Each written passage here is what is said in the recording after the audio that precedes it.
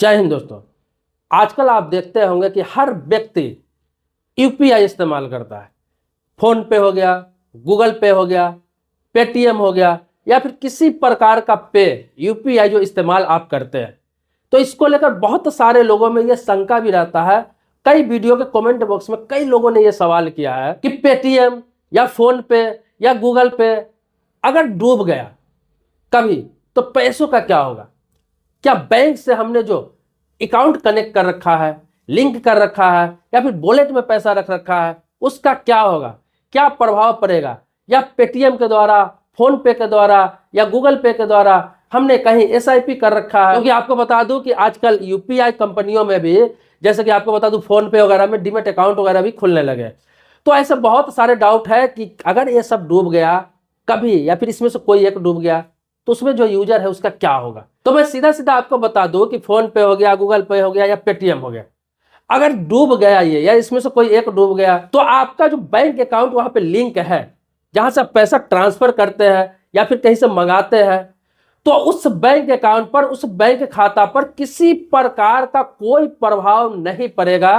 क्योंकि वहां से जो बैंक अकाउंट आपने लिंक कर रखा है, तो आप क्या करते हैं कि जब पेमेंट करते हैं यूपीआई के द्वारा, तो वहां पे आप एक पिन डालते होंगे, पिन डालना पड़ता है, तभी जाकर आपका पेमेंट होता है।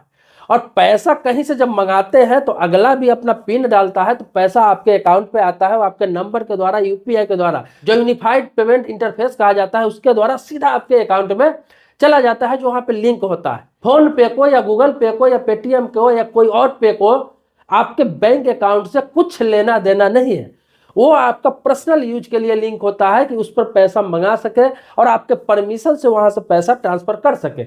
अगर मान लिया कि कोई गूगल पे, फोन पे या पेटीएम कोई भी कंपनी डूब जाती है, तो बैंक अकाउंट बिल्कुल अलग है, वो बैंक बिल्कुल अलग है, उससे इसको कुछ कनेक्शन नहीं है, किसी प्रकार का कुछ लेना देना नहीं है। वो एक अकाउंट को आप सर्विस के तौर पर यहाँ पे यूज कर रहे हैं, आप अपने परमिशन के थ्रू। यहाँ इसको, इन सभी कंपनियों को आपके बैंक अकाउंट से कुछ लेना देना नहीं है, ये बात समझ लीजिए।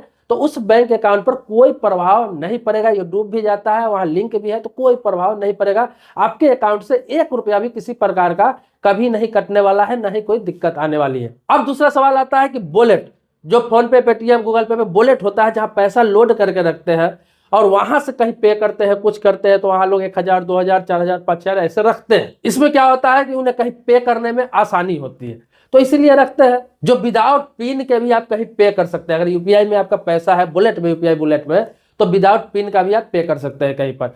तो इसीलिए लोग रखते हैं आसानी के लिए। दूसरा क्या है, थोड़ा थोड़ा पेमेंट करना होता है कहीं पर, 10 रुपया, 20 रुपया, 50 रुपया किसी दुकान में, तो बार बार अकाउंट से कटने में ट्रांजेक्शन ज्यादा हो जाता है, इसीलिए लोग बुलेट में रखते हैं पैसा कि यहाँ से लोग ट्रांजेक्शन कर सके।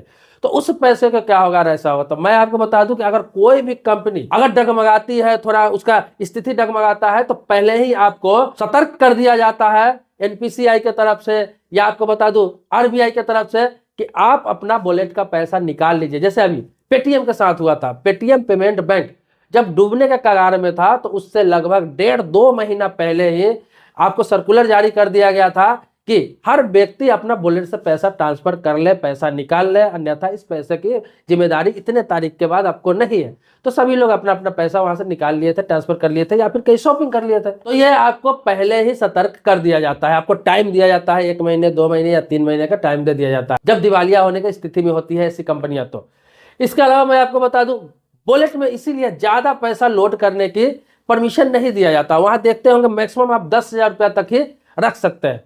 10,000 रुपये का परमिशन दिया जाता है। क्यों? क्योंकि वहां ज्यादा पैसा आप नहीं रखें, ताकि कल हो के आपको वहां से रिकवरी करने में भी आसानी हो। तो मिनिमम 100 रुपया भी आप रखते हैं। तो ज्यादातर लोग को आप देखेंगे 500, 1000, 2000, 4000 ऐसे ही रुपया रखते हैं, जितना वो जरूरत पड़ता है कि 2-4 दिन में हम खर्च कर सके, फिर जरूरत पड़ता है तो उसमें पैसा वो ऐड करते रहते हैं। लेकिन एक बार लोग 20,000, 30,000, 40,000, 50,000 वहां नहीं कर सकते हैं, मैक्सिमम 10,000 का ही लिमिट होता है। तो इसीलिए घबराने की जरूरत नहीं है, वो भी पैसा आपका 100% सुरक्षित है, किसी प्रकार के डूबने का कोई डर नहीं है। तो ये चीज समझ लीजिए। अब यूपीआई जो है, ये एनपीसीआई के द्वारा बनाया गया था, national payment corporation of India, ये एक इंडिया की संस्था है। और आपको बता दूं, यूपीआई जो यूनाइटेड पेमेंट इंटरफेस है, ये भी अपनी इंडिया का है।